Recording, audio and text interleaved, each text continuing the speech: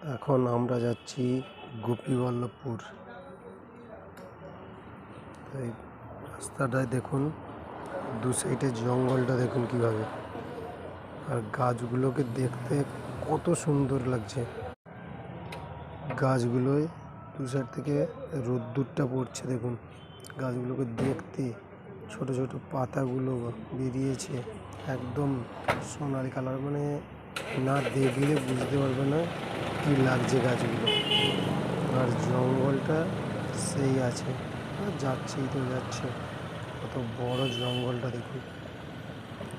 রাস্তা দু সাইডে শুধু গাছ গাছ গাছেই ভর্তি। আমরা এখন যাচ্ছি, কোথায় যাচ্ছি, কি করতে যাচ্ছি সেটা কেউ জানলে কমেন্ট করে জানাবে।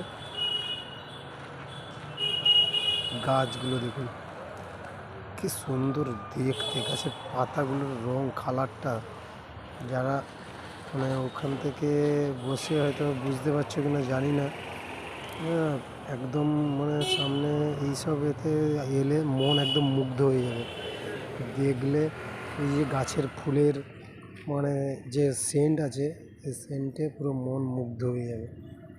গাছ, রাস্তা কত সুন্দর দেখতে।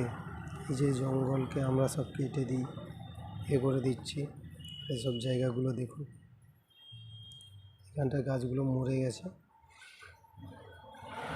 যেইটা নতুন নতুন সব শাল গাছে সেগুন গাছের পাতা এসছে, আর সেই পাতার উপরে রোদ্দুরটা পড়েছে, এত সুন্দর দেখাচ্ছে, পরিকল্পনার বাইরে, একদম কল্পনার বাইরে, বুঝতেই পারছো।